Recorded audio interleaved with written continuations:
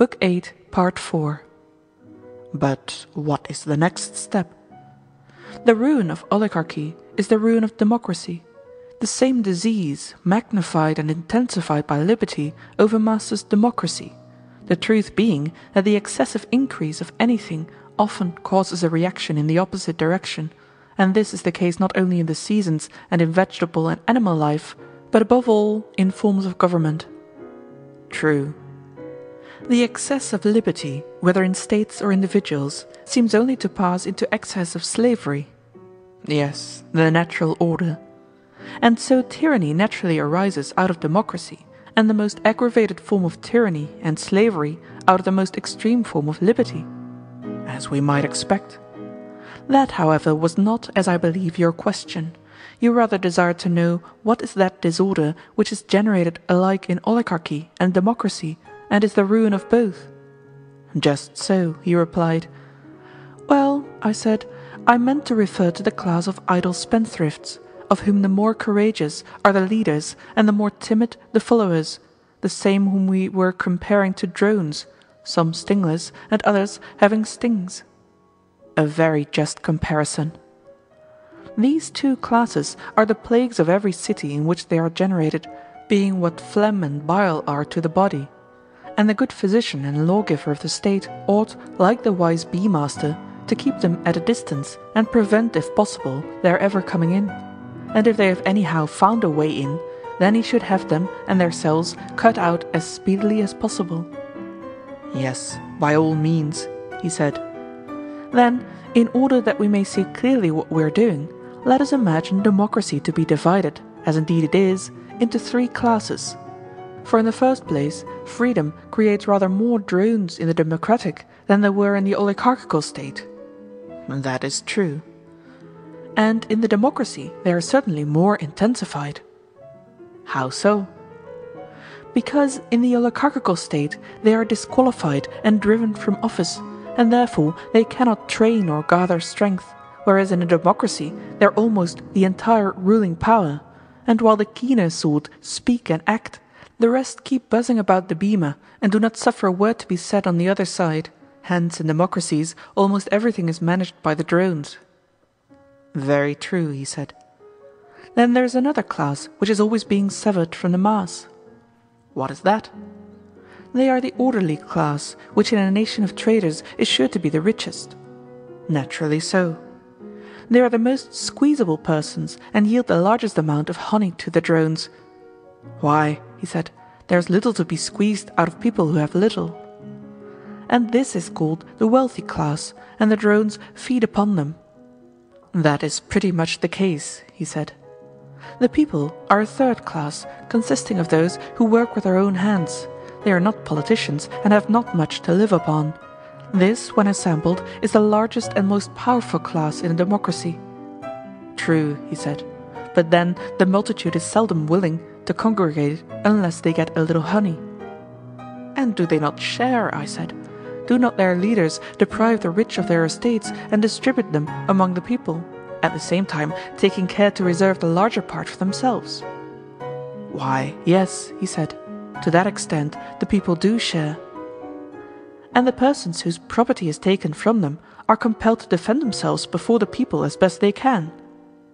What else can they do? And then, although they may have no desire of change, the others charge them with plotting against the people and being friends of oligarchy. True. And the end is that when they see the people, not of their own accord, but through ignorance, and because they are deceived by informers, seeking to do them wrong, then at last they are forced to become oligarchs in reality. They do not wish to be, but the sting of the drones torments them and breeds revolution in them. That is exactly the truth. Then come impeachments and judgments and trials of one another. True. The people have always some champion whom they set over them and nurse into greatness. Yes, that is their way. This and no other is the root from which a tyrant springs. When he first appears above ground, he is a protector. Yes, that is quite clear. How then does a protector begin to change into a tyrant? Clearly when he does what the man is said to do in the tale of the Arcadian temple of Lycian Zeus. What tale? The tale is that he who has tasted the entrails of a single human victim minced up with the entrails of other victims is destined to become a wolf. Did you never hear it? Oh, yes. And the protector of the people is like him. Having a mob entirely at his disposal, he is not restrained from shedding the blood of kinsmen.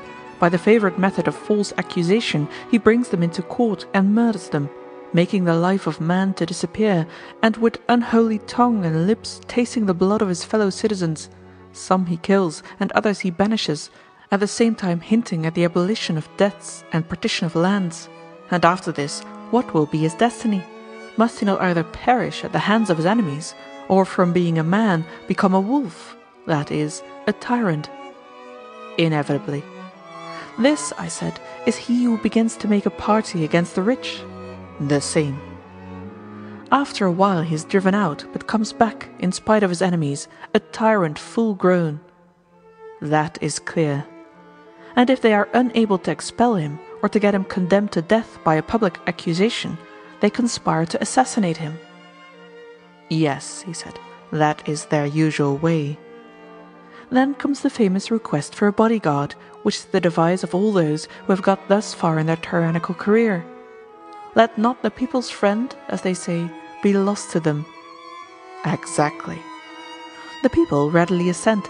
All their fears are for him. They have none for themselves. Very true. And when a man who is wealthy and is also accused of being an enemy of the people sees this, then, my friend, as the oracle said to Croesus, by pebbly Hermus' shore he flees and rests not, and is not ashamed to be a coward. And quite right too, said he, for if he were, he would never be ashamed again. But if he is caught, he dies. Of course. And he, the protector of whom we spoke, is to be seen not larding the plain with its bulk, but himself the overthrower of many, standing up in the chariot of state with the reins in his hand, no longer protector, but tyrant absolute. No doubt, he said. And now let us consider the happiness of the man, and also of the state in which a creature like him is generated. Yes, he said, let us consider that. At first, in the early days of his power, he is full of smiles, and he salutes everyone whom he meets. He to be called a tyrant, who is making promises in public and also in private, liberating debtors and distributing land to the people and his followers, and wanting to be so kind and good to everyone. Of course, he said. But when he has disposed of foreign enemies by conquest or treaty, and there is nothing to fear from them, then he is always stirring up some war or other, in order that the people may require a leader. To be sure. Has he not also another object, which is that they may be impoverished by payment of taxes, and thus compelled to devote themselves to their daily wants, and therefore less likely to conspire against him? Clearly. And if any of them are suspected by him of having notions of freedom, and of resistance to his authority, he will have a good pretext for destroying them by placing them at the mercy of the enemy. And for all these reasons, the tyrant must be always getting up a war. He must. Now he begins to grow unpopular. A necessary result. Then some of those who joined in setting him up, and who are in power, speak their minds to him and to one another, and the more courageous of them cast in his teeth what is being done. Yes, that may be expected. And the tyrant, if he means to rule, must get rid of them. He cannot stop while he has a friend or an enemy who is good for anything. He cannot.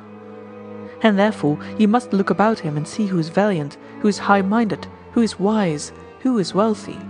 Happy man, he is the enemy of them all, and must seek occasion against them, whether he will or no, until he has made a purgation of the state.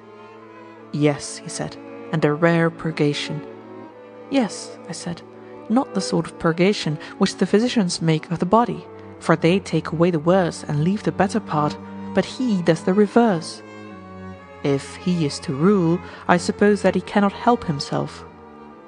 What a blessed alternative, I said, to be compelled to dwell only with the many bad, and to be by them hated, or not to live at all. Yes, that is the alternative.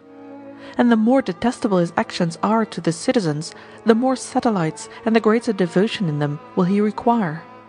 Certainly. And who are the devoted band, and where will he procure them?